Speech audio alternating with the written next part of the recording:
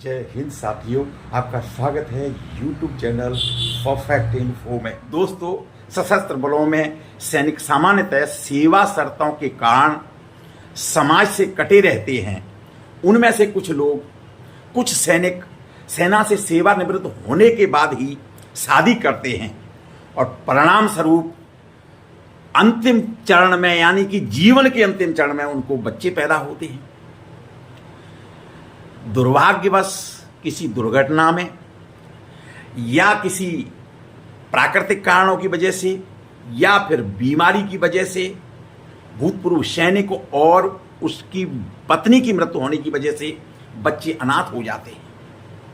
ऐसे अनाथ बच्चों को उनके रिश्तेदार भी उनकी उपेक्षा करने लगते हैं, उनको नेग्लेक्ट करने लगते हैं और वे बच्चे आर्थिक रूप से, फाइनेंशियली अपंग हो जाते हैं। ऐसी स्थिति में बच्चों को पैसे की कमी की वजह से उनको जीवन यापन बहुत कठिन हो जाता है, बहुत मुश्किल हो जाता है, विशेषकर यदि वो नन पेंशनर के बच्चे हों। दोस्तों, ऐसे में संगठन की जिम्मेदारी है, यानी कि ऑर्गेनाइजेशन की जिम्मेदारी है कि वो ऐसे बच्चों की शिक्षा के साथ साथ उनके पुनर्वास की व्यवस्था सुनिश्चित करें। भूतपूर्व सैनिकों के अनाथ बच्चों को वित्तीय सहायता प्रदान करने वाली योजना 2007 में 500 रुपये प्रतिमाह के साथ में सिर्फ बच्चियों के लिए शुरू की गई थी, जो कि अक्टूबर 2011 में संशोधित होकर जिसे 1000 रुपये प्रति माह कर दिया गया था और ये लड़कों के लिए भी लागू हुई थी। 1 अप्रैल 2022 में फिर से इसका संशोधन किया गया और इस राशि को बढ़ाकर 1000 से 3000 रुपये कर दिया गया, यानी कि आज 3000 रुपये प्रति माह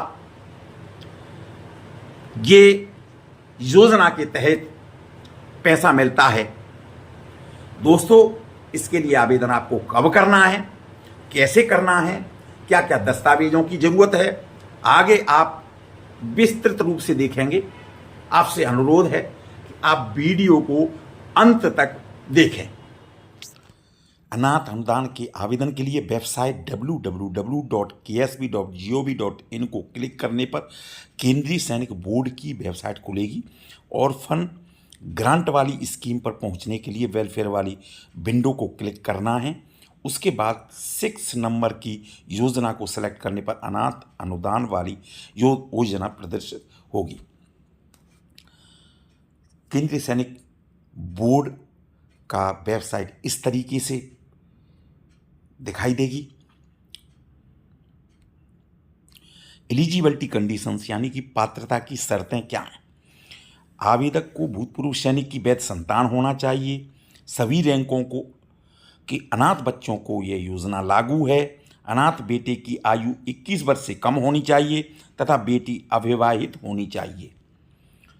प्रत्येक अनाथ बच्चे का जन्म प्रमाण पत्र होना चाहिए। माता पिता दोनों का मृत प्रमाण पत्र होना चाहिए। सक्षम प्राधिकारी से लड़की की शादी का प्रमाण पत्र कि वह विवाहित नहीं है होना चाहिए। आधार कार्ड होना चाहिए। संबंधित जिला सैनिक बोर्ड से डिपेंडेंट कार्ड होना चाहिए।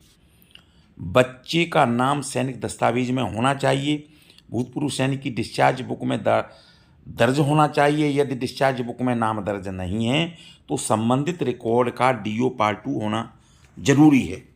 संबंधित जिला सैनिक बोर्ड से अनुशंसा किया हुआ होना चाहिए। बैंक में खाता होना चाहिए। रजिस्ट्रेशन, सबसे पहले आपको गूगल क्रोम पर जाना है। उसके बाद में ksb.gov.in टाइप करना है।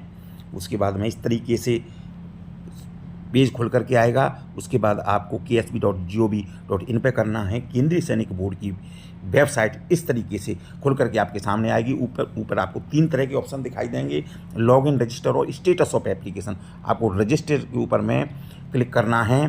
जैसे ही रजिस्टर के ऊपर क्लिक करेंगे आपके सामने रजिस्ट्रेशन की एप्लीकेशन खुल करके आपके सामने इस तरीके से आ जाएगी। इसमें सबसे पहले हैं इंस्ट्रक्शंस, उसको आपको पढ़ना है। उसको पढ़ने के बाद में फिर आपको पार्ट 1 में जाना है, यानी कि इस 2 पार्ट्स में एप्लीकेशन है।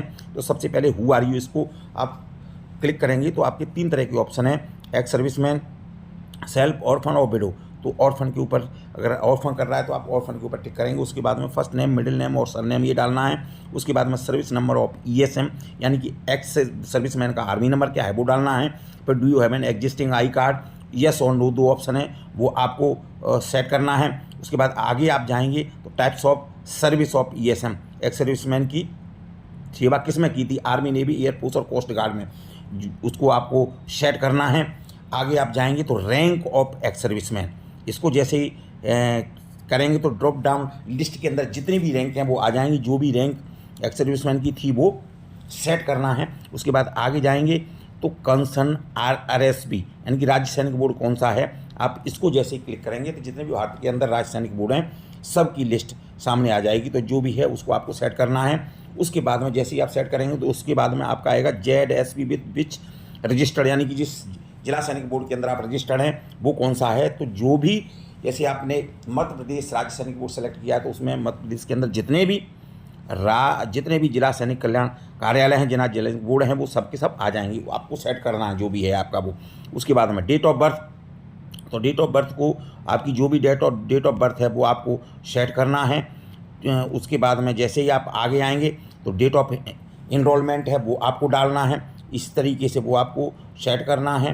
वो डेट ऑफ इनरोलमेंट जैसे आप सेट कर देंगे उसके बाद आप आगे आएंगे, डेट ऑफ रिटायरमेंट है वो डालना है कि एक्स सर्विसमैन की डेट ऑफ रिटायरमेंट क्या थी वो आपको डालना है। वो डालने के बाद में जैसे ही आप आगे बढ़ेंगे उसके बाद में आपका date of death of ex serviceman की डेथ की डेट क्या थी वो भरनी है। उसको भरने के बाद में आप आगे आएंगे तो इसमें है फादर नेम और हस्बैंड नेम, वो जो भी है वो डालना है। उसके बाद में ईमेल ID और मोबाइल नंबर वो डालना है। ये बहुत ज़रूरी है, हमेशा ध्यान रहे कि आपका मोबाइल नंबर और ईमेल ID हमेशा एक्टिव रहना चाहिए। उसके बाद आप पार्ट 2 में आते हैं तो पार्ट 2 में आपका एड्रेस है, house number, street number and name. उसके बाद में टाउन, विलेज, सिटी, स्टेट, उसके बाद कौन सा आपका स्टेट है वो आपको सेलेक्ट करना है। उसके सेट करने के बाद में आप आगे आएंगे तो डिस्ट्रिक्ट कौन सा है, जैसे मध्य प्रदेश आपने सेट कर दिया तो मध्य प्रदेश के अंदर कौन सा आपका डिस्ट्रिक्ट है वो सब आ जाएगा। उसको भी आपको इसी तरीके से सेट करना है।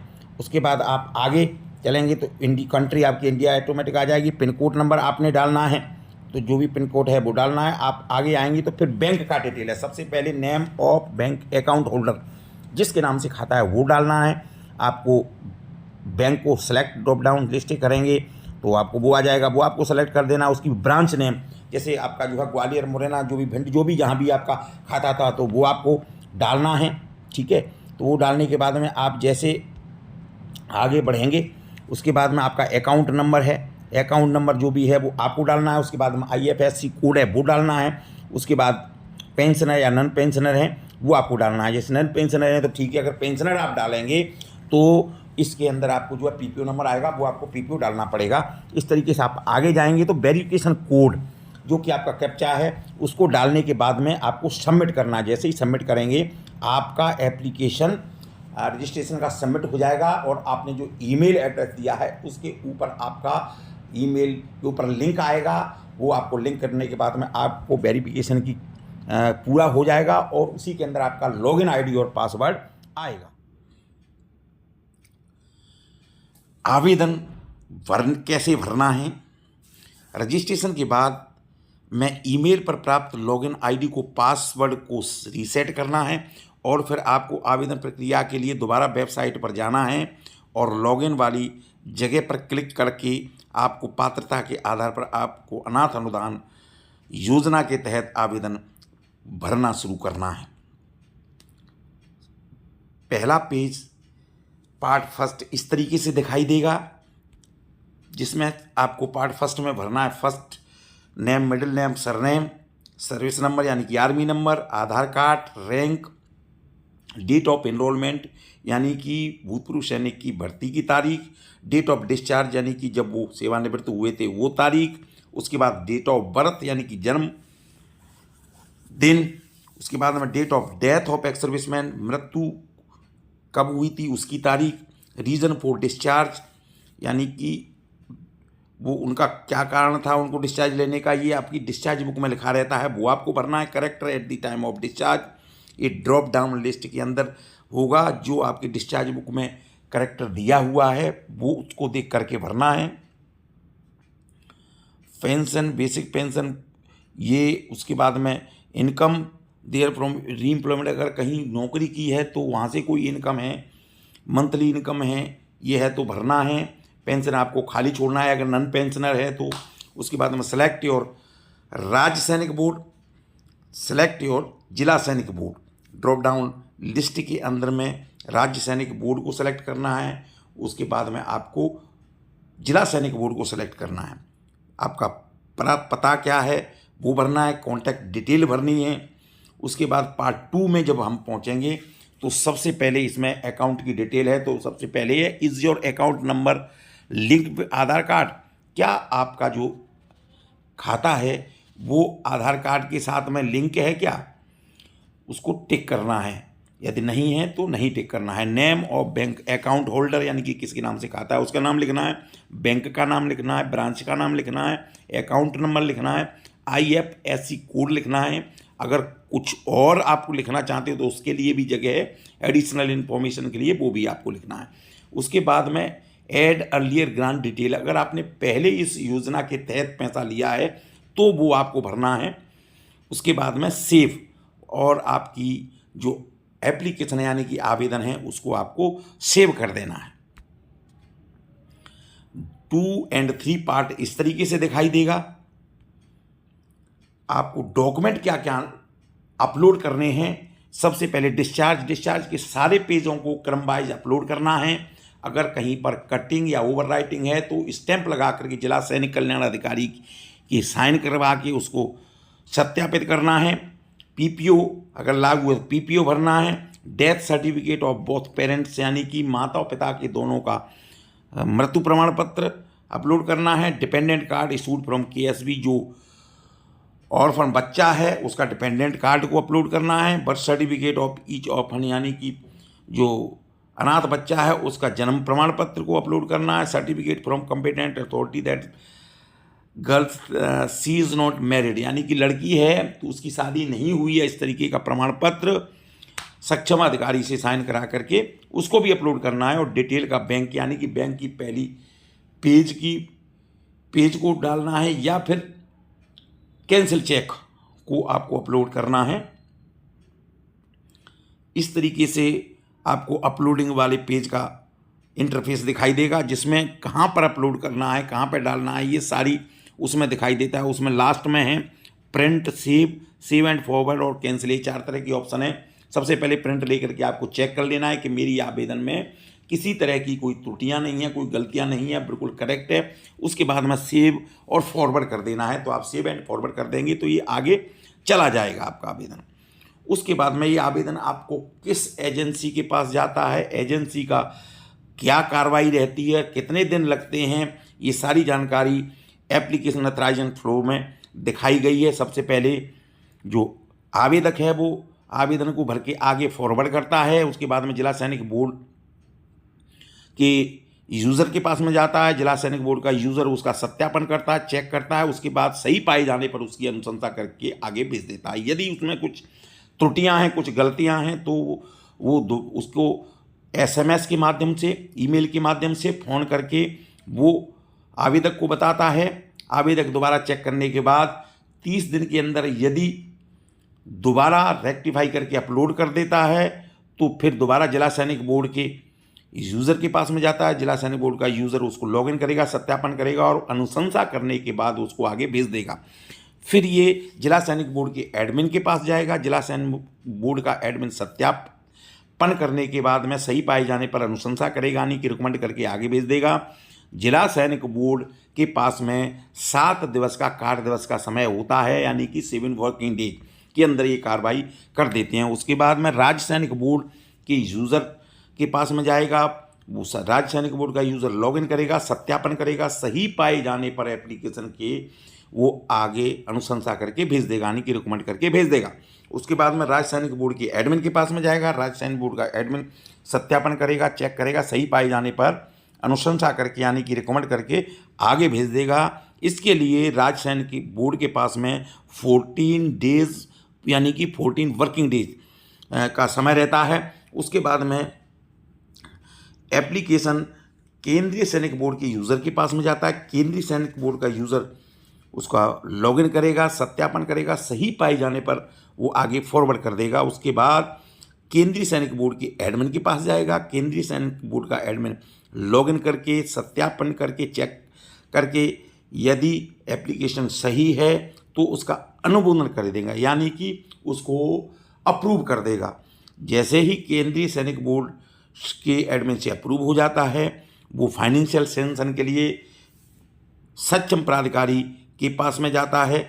सक्षम प्राधिकारी के पास में 45 दिन का समय रहता है। 45 दिन समय के अंदर ये करती है। उसके बाद में जैसे ही सक्षम प्राधिकारी से फाइनेंशियल अप्रूवल मिल जाती है, केंद्रीय सैनिक बोर्ड के अकाउंट सेक्शन में जाता है। केंद्रीय सैनिक बोर्ड का अकाउंट सेक्शन 15 दिन के अंदर आवेदक के खाते के में NEFT के माध्यम से पैसा ट्रांसफ़र कर देता है और वेलफेयर सेक्शन केंद्रीय सैनिक बोर्ड को वो 7 दिन के अंदर सूचना दे देता है। जॉइंट डायरेक्टर अकाउंट वेबसाइट पर पेमेंट डिटेल को अपडेट कर देते हैं।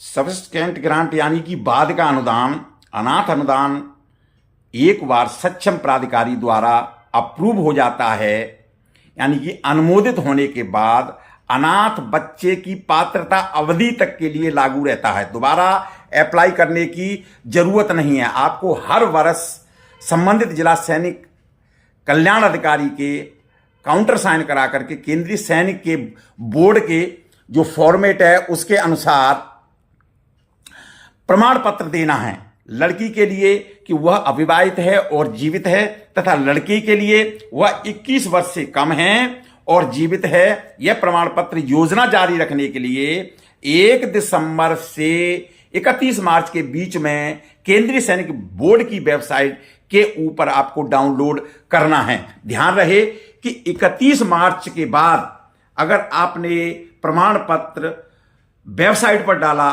तो वह स्वीकार नहीं किया जाएगा। यह प्रमाण पत्र का फॉर्मेट है unmarried and life certificate for orphan daughter of ESM यानी कि एक्स सर्विसमैन। इसमें क्या क्या भरना है आप ये देखिए। इसमें साहब it is hereby certified that daughter name यानी कि बच्ची का नाम क्या है। उसके बाद में daughter of late ex serviceman number यानी कि आर्मी नंबर, रैंक और नाम डालना है। आर्मी, नेवी, एयरफोर्स किसमें नौकरी की वो डालना है। उसके बाद डेट ऑफ बर्थ बच्ची की डालनी है। उसके बाद में अनमैरिड ऑन जो जिस तारीख को आप अप्लाई कर रहे हैं वो आपको तारीख डालनी है। उसके बाद में आगे बच्ची का साइन होना है, बच्ची का अंगूठा लगना है, डेट और प्लेस कहाँ से अप्लाई कर रहे हैं वो डालना है। नीचे जिला सैनिक कल्याण अधिकारी कि आपको काउंटर साइन कराने हैं, स्टैंप उनकी लगानी है। उसके बाद में आगे बच्चे का सर्टिफिकेट कैसे डालना है, unmarried and life certificate for orphan son of ex serviceman up to 21 year, ताकि इसमें इट इज़ ये वाई सर्टिफाइड दैट नाम नेम यानी कि बच्चे का नाम क्या है, son of late ex serviceman, उसका आर्मी नंबर, रैंक लिखना है, किसमें आर्मी, नेवी, एयरफोर्स किसमें नौकरी की वो लिखना है, बच्चे का नाम डालना है। उसके बाद अप टू 21 वर्ष ऑन किस तारीख को अप्लाई कर रहे हैं वो डालना है। आगे फाइनेंशियल किसके लिए अप्लाई कर रहे हैं वो डालना है। बच्चे के साइन और बच्चे का अंगूठा, डेट और प्लेस वो डालना है। नीचे जिला सैनिक कल्याण अधिकारी के साइन करवाने हैं, स्टैंप लगानी है। और उसके बाद में केंद्रीय सैनिक बोर्ड की वेबसाइट के ऊपर इस सर्टिफिकेट को अपलोड करना। आशा है ये जानकारी आपको पसंद आई होगी, आपको लाभप्रद सिद्ध होगी। भूतपूर्व सैनिक के अनाथ बच्चे इसको देखने के बाद आसानी से आवेदन कर पाएंगे। किसी भी तरह की जानकारी के लिए, सुझाव के लिए आप कमेंट करें और डिस्क्रिप्शन में दिए गए फेसबुक, इंस्टाग्राम और टेलीग्राम के लिंक के माध्यम से भी आप अपने सुझाव भेज सकते हैं। अगर कोई जानकारी चाहिए तो आप पूछ सकते हैं। यदि आपको यह वीडियो पसंद आया हो तो आपसे अनुरोध है, अपने दोस्तों को भेजें, अपने साथियों को भेजें, चैनल को लाइक करें, सब्सक्राइब करें और बेल आइकन बटन दबाना ना भूलें, जिससे कि आपको मेरे अगले आने वाली वीडियो की जानकारी मिल सके। जय हिंद, जय भारत।